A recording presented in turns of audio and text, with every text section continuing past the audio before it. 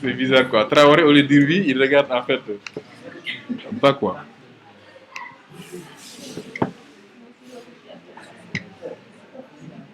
Ok, bon, là, je vais démarrer le serveur d'application et tout ce que je veux, c'est en fait l'interface d'administration avec le port 9990, c'est-à-dire 9990. Allez-y, vous pouvez démarrer le serveur. Pour le moment, ce sera vide, hein? Juste le serveur. Faites clic droit Start.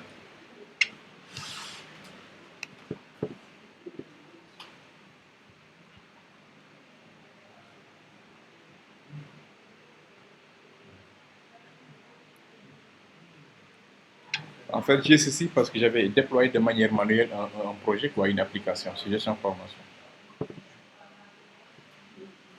Voilà. Donc ici, le serveur est démarré. Je dois taper maintenant l'adresse IP de la machine. Bon, comme moi je travaille en local, donc ce sera localhost 2.990. Automatiquement, il va me rediriger vers management, c'est-à-dire gestionnaire en fait des configurations de mon serveur d'application. Donc je lance le navigateur, ici nouvel onglet, j'écris localhost et le port d'écoute de Wildfly, c'est-à-dire 9990. Il va me demander maintenant de me connecter avec user dans le cas où l'utilisateur est créé. C'est pas créé, il va vous demander de créer le user. Bon, mon user, je crois que c'était ça, avec un mot de passe. Voilà. Voici l'interface de Wildfly. Ce que je veux faire, je ne veux pas faire du déploiement, mais je veux faire une configuration. Ça, je veux créer en fait une source de données. Bon, vous pouvez suivre. Hein. À un moment, vous serez bloqué, mais lui, il a déjà fait la configuration. Hein. Voilà. Mais vous suivez. Après, je vous montre comment maintenant, quels sont les fichiers à modifier parce que vous devez un peu retoucher le fichier standalone. Donc, vous cliquez, suivez. Ici, l'onglet qui est là, bon, ça, c'est la page d'accueil. Il y a l'onglet déploiement. Tout à l'heure, regardez très bien. Lors de l'exécution de mon projet, ici, il m'a montré en fait un projet qu'il a essayé de déployer et il a déployé en fait parce que là j'ai fait un déploiement manuel d'un projet, s'il vous plaît suivez, un projet qui s'appelle gestion formation. Un exemple, si vous créez votre projet web pour J2E et que vous voulez maintenant le mettre en ligne pour que on exemple un projet de Easy et que vous voulez maintenant que l'administrateur Easy l'utilise, tout ce que vous avez à faire c'est quoi? Vous générez un fichier .war, dans le cas où c'est un projet J2E, ça sera EAR. Si c'est un projet web, ça sera un WAR file. C'est comme si vous générez un fichier .exe, un exécutable. Puis vous prenez ce projet, vous lancez votre serveur comme ça, vous cliquez sur Deployment là, et cliquez sur Add. Il va vous demander maintenant quel type de fichier. Il y a les fichiers .war. WAR signifie quoi? Web Archive. EAR signifie quoi? Enterprise Archive. Il y a également JAR file qui signifie Java Archive. Les projets .jar, ce sont les projets de ce qu'on a fait en Java Function, Java FX. Ce sont les projets .jar, ce sont les logiciels. Ici, c'est un logiciel mais orienté web, donc c'est un web archive ou bien un AR archive. Si c'est un web archive, ce sont les projets Dynamic Web Project, c'est le projet qu'on vient de créer. Maintenant, si c'est un AR project archive, dans ce cas, vous avez créé un projet d'entreprise, parce que vous avez montré en fait le type de projet en J2E. Il y a les projets web et les projets d'entreprise. Et dans les projets EAR, il y a trois types d'applications. Il y a le EJB, il y a le web, il y a le EAR. Si vous faites le déploiement, ici, tout simplement de cliquer sur suivant, ici, et vous allez maintenant partir pour sélectionner votre WAR file. C'est ça le déploiement d'un projet. Dès que vous déployez le projet, vous, ou bien votre administrateur système et réseau, va maintenant créer ce qu'on appelle un DNS, Data Source Name. Oui, DNS, je crois, Data Source Name. Voilà. Domain Name System, c'est-à-dire un nom de domaine pour l'application. C'est-à-dire, au lieu de taper ceci, regardez, localhost 2.8080 slash le nom d'un projet. Ici, moi, je crois que j'ai hébergé l'application de mes gestion formation. Non, l'application s'appelle comment? Gestion formation web.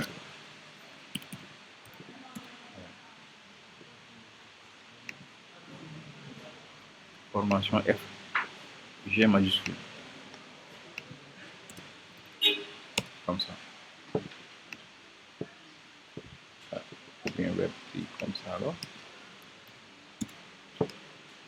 Vous avez vu, là, ça marche. Et pourtant, dans le projet, suivez, dans le projet ici, dans mon serveur, vous ne voyez pas de projet, n'est-ce pas? C'est parce que j'ai fait le déploiement manuel. C'est-à-dire, vous allez juste ici au niveau de l'interface graphique, ici, vous cliquez sur Add et vous ajoutez un projet à ce niveau-là. Tout projet qui est là, ici, au niveau de la liste des projets déployés, peuvent être visibles. C'est-à-dire, en continu, l'application est disponible. Dès que vous lancez votre navigateur et vous tapez l'adresse IP, vous avez l'application, vous commencez à l'utiliser. C'est ça qu'on appelle le déploiement. OK?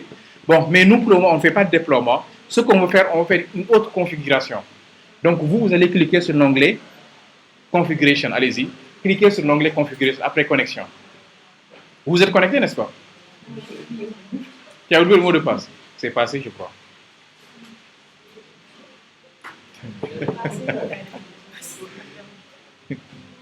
C'était passé. Donc, c'est le user, en fait. Cherche le user. Hein? C'est pas grave. Si tu es obligé de recréer, après je vais seulement modifier le mot de passe. Tu fais add user seulement, il va te demander. Tu mets le même mail, le même nom et le mot de passe modifié, quoi. Il va te dire que le user existe, vous modifiez le mot de passe. Ok, bon, c'est pas grave. Ou bien vous suivez, comme il y a la vidéo, après je vous donne la vidéo. Regardez très bien, ici il y a configuration. Là, je veux créer une source de données. La source de données, le nom est là. Ça s'appelle, je vais même copier, Java 2. Gestion agricole DS. Donc je viens ici, je sélectionne en fait ici Systems et je sélectionne Data Source pour créer en fait une source de données. Ok, et là je sélectionne maintenant non SA. Bon, il y a une petite différence quand même, c'est expliqué ici. Il dit ceci, managed non SA data source, which are used for application that do not use transaction or application that use transaction with a single database. C'est-à-dire, ça c'est pour les applications qui n'utilisent pas en fait de transactions. Une transaction c'est quoi? Je vous donne un exemple. Il y a 3 heures du matin là, il dort. C'est-à-dire, une transaction c'est quoi? C'est dans le cas où il est là à côté de toi. Okay. Ou bien tu médites quoi? Non, il médite, c'est pas grave. En fait, une transaction c'est quoi? C'est dans le cas où, exemple, je vais débiter le compte de Sen pour le virer dans le compte de Diallo. Suivez une transaction. Cela veut dire quoi? Quand je débite, donc en principe, je dois mettre à jour le compte de Sen. C'est-à-dire, je vais faire un update en enlevant une somme. Mais attention, je ne persiste pas tant que je ne l'insère pas dans le compte de Diallo. C'est comme si vous développez une application où l'application doit payer les salaires. Faites très attention, ça c'est une transaction. Vous n'avez pas le droit d'enlever de l'argent dans le compte de l'entreprise tant que vous n'êtes pas sûr et certain que c'est viré dans les comptes des agents. Sinon, ce qui va se passer, c'est quoi? On va dire que vous êtes des voleurs. Tu as enlevé l'argent alors que l'argent n'est pas viré de l'autre côté. Même si c'est un problème côté application. Il faut gérer transaction. C'est-à-dire, on fait un commit que si les deux requêtes SQL se passent bien. On a fait un update ici, le update se passe bien. On fait un insert là-bas. Si ça ne passe pas, on annule tout, on fait un rollback. Maintenant, si vous ne gérez pas de transaction, utilisez ceci. Non-SA, XA. Ou bien, si vous utilisez également une seule base de données. Ici, là, on n'a pas de transaction. Hein. Il n'y a pas de tablier ici. Là, on gère le domaine. On a un agriculteur, et ainsi de suite. Il n'y a pas de transaction en fait. Mais, si peut-être, on devait d'abord, avant d'enregistrer ici, on enregistre là, puis on récupère laquelle on vient l'ajouter ici. Dans ce cas, c'est une transaction utilisée XA. Vous suivez ce que je dis? Une transaction, je répète d'abord, une transaction c'est quoi? C'est en fait une suite de requêtes à faire. Mais vous n'avez pas le droit de valider une partie, vous devez tout valider. Un exemple de transaction simple, c'est dans le cas où vous, l'application, paye les salaires des agents à partir du compte bancaire de l'entreprise. Cela veut dire quoi? On va débiter le compte de l'entreprise pour créditer les comptes des agents. Donc c'est deux requêtes. Update ici, update là-bas, insert là-bas.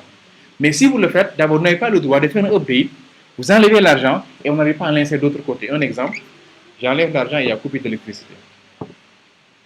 Automatiquement, si c'est transaction, le système va tout annuler. Il ne va plus enlever l'argent, il va remettre l'argent. Mais si vous ne mettez pas de transaction, vous enlevez, il y a coupé d'électricité, automatiquement, l'argent est enlevé. Malheureusement, l'argent n'est pas versé. C'est ce qui arrive souvent, parfois. Ça arrive même parfois, en fait, aux agents de l'État. Tu reçois un SMS, on te dit quoi? Que les paiements sont virés, le salaire est viré. Tu es à Kies. 8 heures pile, tu es à Dakar. À la banque, on dit qu'on n'a pas reçu l'argent. La transaction n'a pas été validée. C'est-à-dire qu'ils ont seulement débuté le compte de l'État, ils ont envoyé des SMS. Non. Quand on débute le compte de l'État, il faut d'abord attendre que qu'il y ait insertion dans tous les comptes avant de valider. S'il y a exception dans un seul compte, on doit reprendre la transaction. C'est ça une transaction. Si vous gérez ce type de compte, n'utilisez pas non-SA. C'est bien précisé, bien c'est en anglais. Hein? Là, managed non-SA data source, which are used for applications that do not use transaction or applications that use transaction with a single database. Maintenant, si c'est une seule base de données, une seule base, c'est notre cas aussi, on n'a pas besoin encore d'utiliser XA. Dans ce cas, parce que aussi une chose, il faut qu'on ait une chose dans les serveurs d'application. C'est une seule base, automatiquement, il gère les transactions, mais c'est direct. Est-ce que vous comprenez? Pourquoi en fait les paiements en ligne, c'est bizarre? Parce que le plus souvent, ce sont des bases qui sont différentes. C'est-à-dire, la banque a une base en production, a une base en exploitation. Mais également, il peut créer des bases de données spécialisées. Donc, si on enlève de l'argent dans une base, puis le mettre dans une autre base, il faut que tout se passe bien. Si c'est plusieurs bases, n'utilisez pas non-XA. Mais si c'est une seule base, c'est pas grave, utilisez ça, ça va marcher. OK? Voilà. Donc, nous, dans notre cas, on n'utilise pas ça, mais on utilise ceci. Mais là, maintenant, c'est précis XA. Managed XA. Je crois que c'est comme ça. Ou bien c'est XA. Et nous, on comprend. C'est XA. C'est pas grave. On continue. C'est XA, mais c'est pas grave, quoi. En scène dit que c'est 8, donc on continue. Voilà. XA data source which are used by application whose transactions are distributed across multiple databases. Voilà. Dès que vous avez plusieurs bases de données, utilisez XA. Voilà. Là, c'est bien prononcé. Ou bien X, mais parfois on dit c'est X, je crois.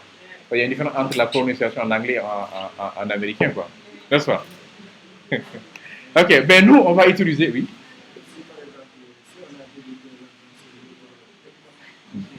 Oui. Il annule. Il annule. Hein? Oui, tu perds. Ah, non. Tu ne vas pas perdre, il y a des réclamations à faire, en fait, des recours. Après, ils vont vérifier, quoi. Ils vont vérifier. Mais ça, en tout cas, c'est juridique, hein. C'est problématique, en fait. L'argent a été enlevé, pour eux, ils ont enlevé l'argent, mais bon, en tout cas, c'est un recours, en fait. Et de plus souvent aussi, bon, en général aussi, bon, il y a des conventions qui sont signées entre l'application et les autres, quoi. C'est-à-dire le fait seulement de donner l'ordre, ou bien l'application donne l'ordre, ils vont vérifier la requête vient d'où. Si c'est l'application, ils vont vérifier réellement est-ce que ça a été dispatché dans les comptes. Mais c'est problématique, en fait. L'argent, oui, mais ça, c'est recours maintenant, manière. Ce n'est plus l'application, mais ça, c'est le judiciaire. C'est l'administration maintenant, DAF qui va se déplacer pour gérer ça. Mais c'est problématique, en fait. Ça revient avec l'informatique. L'informatique, comme tout ce qui gère, c'est la transaction. Si vous avez plusieurs bases avec des transactions, utilisez XA. Si vous avez une seule base, utilisez ça. Voilà. Et c'est qu'une transaction, maintenant, c'est une suite de requêtes. Vous enlevez ici, vous mettez là-bas, donc ce sont des requêtes SQL avec des comptes qui sont différents, ou bien des tables qui sont différentes, en fait. Ok, donc là, je vais sélectionner non XA. Je vais créer une source de data source, donc je clique sur Add. Ok. Maintenant, le Add, je vais sélectionner mon EGBD. L'EGBD qu'on utilise, c'est du MySQL. Si c'était MariaDB ou bien Oracle ou bien DBDS, que vous sélectionnez votre base de données en fonction de la liste qui est là. Mais nous, voilà, ou bien Custom c'est personnalisé, quoi. Bon, là, on va utiliser tout simplement MySQL Database. Je clique sur Suivant. Là, on me demande maintenant le nom que je vais attribuer à mon data source. C'est ce nom qui est là. Java gestion agricole. Donc, c'est Java gestion agricole. Je vais coller ici, mais là, je vais seulement enlever Java . Donc, le name, c'est gestion agricole DS. Et le JNDI, voilà, JNDI, c'est quoi? C'est le name it, en fait. Java Name It Directories. C'est comme un répertoire, un annuaire. LDAP, vous connaissez LDAP? Annuaire, en fait, qui reporte la liste des data sources qui existent. Et pour chaque data source, maintenant, on va le mapper à une connexion. C'est ça qu'on appelle un JNDI. Voilà, mais c'est orienté Java, quoi, annuaire. C'est-à-dire, quand vous lancez, regardez très bien, là, quand je démarre même le projet au niveau de console, si on regarde, en principe, il doit nous montrer même le data source quelque part. Tous les data sources qui sont implémentés, bon, c'est parti là. Vous avez vu, voici la liste. Java Global, Java App, etc. C'est ça l'annuaire en fait, avec le serveur et le service et tous les éléments qu'il va utiliser. Voilà. C'est ça l'annuaire, Java 2 points. Donc je reviens. Ok, donc dès que vous définissez le nom de votre source de données et vous définissez également la ligne, bon, par convention maintenant en huile de flanc en JBoss, on utilise Java 2 points. Si c'est sous comment encore huile WebSphere AS ou bien sous Glassfish, bon, la dénomination change un point, c'est pas Java 2 points. Ça dépend en fait des serveurs d'application. Mais sous huile de flanc, c'est Java 2 points. Je clique sur suivant. Il va me demander ici de mettre les paramètres dans le cas où on n'a pas fait la configuration.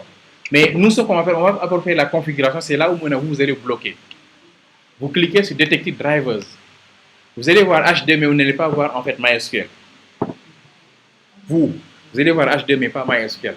Il y a une petite configuration qu'on doit faire ensemble pour activer MySQL. Si vous avez besoin également de Oracle, même principe, moi je n'ai pas Oracle, même principe, je ne peux pas en fait me connecter à Oracle. Je n'ai pas de SQL Server, je n'ai pas de DBD, etc. Chaque fois que vous avez besoin d'ajouter un driver, ce qu'on va faire tout de suite, il faut le répéter. Mais ça se fait une seule fois. Ok, là je sélectionne maintenant mon driver, c'est MySQL que j'ai déjà configuré au niveau du serveur dans un fichier nommé standalone. C'est même dans ce fichier aussi qu'on change le port d'écoute de Wildfly, si vous voulez changer le port. Par défaut, c'est 8080 si vous démarrez, mais imaginons que vous voulez démarrer Tomcat, Wildfly, Apache, Nginx, Oracle même, pratiquement ils ont même le modem pour 8080. Il faut modifier maintenant certains. Au niveau de, comment ça s'appelle encore? Au niveau du fichier standalone de Wildfly, c'est là-bas où on change le port. Ok, là j'ai sélectionné ici, mais vous allez bloquer, vous allez seulement voir H2. Je clique sur suivant. Voilà. Il va me demander le nom de ma base de données, c'est-à-dire la base que j'ai créée. La base n'est pas encore créée, il faut que j'ai créé la base. Il me demande également les paramètres de connexion. C'est là où également il s'est planté. Parce que lui, pour lui, en fait, ici, on met le user et le mot de passe de Wildfly. Non. Ici, vous ne mettez pas le user et le mot de passe de Wildfly. Vous mettez le user et le mot de passe de MySQL. Je répète encore. Ici, vous mettez le user et le mot de passe de MySQL. Ce n'est pas pour Wildfly. Donc, j'enlève, bon, par défaut, comme sur WAMP Server ou XAMPP Server, et il n'y a pas de mot de passe, c'est ça. La base de données, je vais l'appeler gestion formation, mais gestion agricole. Donc, je dois maintenant aller créer la base nommée gestion agricole dans PHPMyAdmin, dans MySQL. Okay. Je démarre. Au niveau de database, là.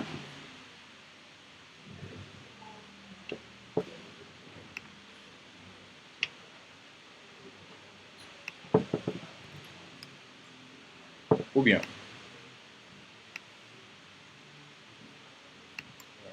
La base. Voilà. Donc, la base est créée, c'est gestion agricole. Alors, je reviens. Donc, vous avez vu, c'est JDBC 2.MySQL 2.localhost 3306. C'est du JDBC, n'est-ce pas? Pour vous dire que ce soit JPA, que ce soit Hibernate, la base c'est du JDBC. JPA est une couche de JDBC. Tout passe par JDBC. C'est-à-dire les PDO, enfin les PDO, PDO c'est PHP, c'est-à-dire les get connections qu'on utilise. C'est exactement ce que JPA va créer, mais avec ses propres fonctions. JPA est un API qui s'appelle Java Persistence API, mais qui est derrière du JDBC, parce que ça est là. Mais les JDBC, c'est la gère au niveau des serveurs d'application. Ça, c'est l'user le mot de passe de MySQL. Je clique maintenant sur suivant. J'ai terminé avec les paramètres de MySQL. Je peux tester la connexion pour voir si mon serveur d'application arrive à se connecter à MySQL.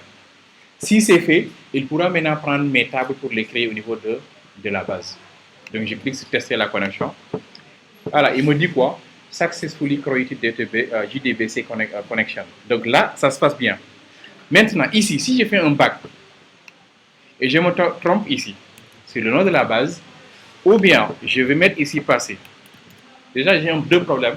La base n'existe pas, mais également les paramètres de connexion ne sont pas bons. Je clique sur suivant. Voilà. Dès que je continue, même, on me dit failed. Save, change, etc. Reload. Bon, je vais dismiss, tester. Ah non. Parce que j'ai dit dismiss en fait. Donc, il a gardé les anciens. Suivant. Tester. Ah non, ouais. Ah non, c'est qu'il a déjà. Enfin, il a gardé en mémoire les data sources que j'ai testé. Parce que là, il dit quoi? DS agricole. À moins que Parce que il n'a pas eu dans la liste, mais il a en mémoire. Ce que je peux faire, peut-être, j'enlève tout et je recommence, mais c'est pas grave, tout ça c'est compliqué, ça marche, vraiment, ne nous fatiguons pas. Je, je reviens, je vais mettre en fait la base, c'est gestion agricole, je laisse comme ça. J'enlève ce user, c'est bon. Je clique sur suivant, je teste, success, ok, suivant. Il va faire un petit récap.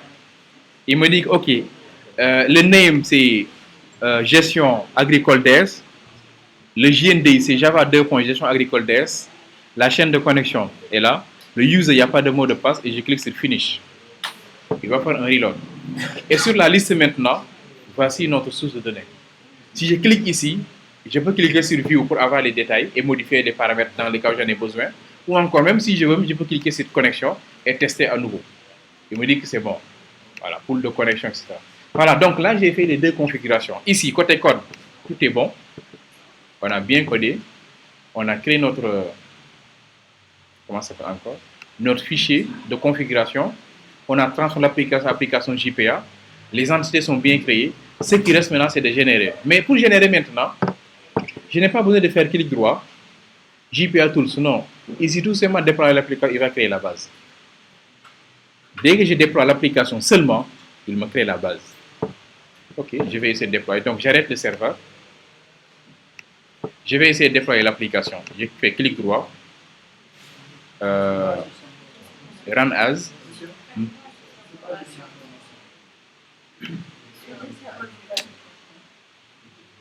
Gestion agricole GSF.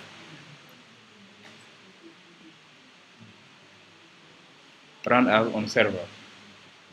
Suivant. Pourquoi en fait je n'ai pas le droit de faire clic droit JPA Tools? Parce que tout est géré par le serveur d'application. Donc il a besoin du serveur. Il faut le lancer dans le serveur. Ok. Je clique sur OK. Sur Finish plutôt. Voilà. Et je vais maintenant suivre le projet.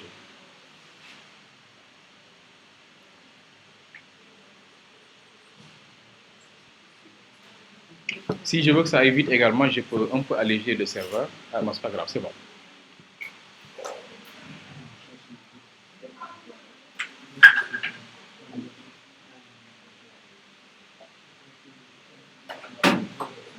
Ok. Voilà, voici maintenant ce dont je vous parlais tout à l'heure. C'est ça.